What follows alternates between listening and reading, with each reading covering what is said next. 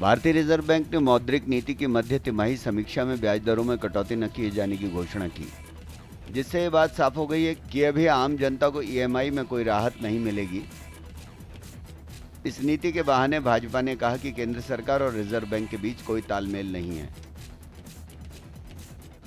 इससे हमें समझ में आती है कि गवर्नमेंट के एक्सपेक्टेशंस आरबीआई से जो भी थे वो नाकामयाब हुई और सरकार और आरबीआई के आपस में तालमेल इतना नहीं है, कंसल्टेशन कम हो रही है।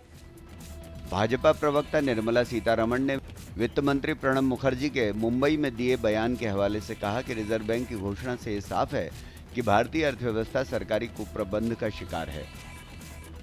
बीजेपी ने केंद्र सरकार से अर्थव्यवस्था को पटरी पर लाने की रूपरेखा सार्वजनिक करने की भी मांग की।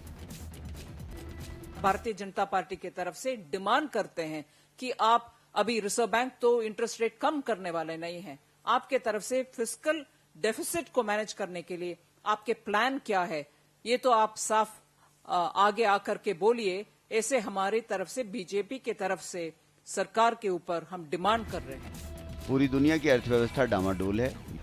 यूरोजोन का संकट विश्व के तकरीबन सभी देशों को प्रभावित कर रहा है। ऐसे में भारतीय अर्थव्यवस्था भी इससे अछूती नहीं है। विपक्ष सरकार पर ठीकरा फोड़ रहा है। सरकार भी प्रयास करती दिख रही है, पर असली सवाल यह भी है कि नतीजे कब सामने आएंगे। आरबीआई ने पहली तिमाही के साथ ही अपनी कर्ज नीति की घोषणा की, जिसमें आम आदमी को कोई राहत नहीं मिल पाई।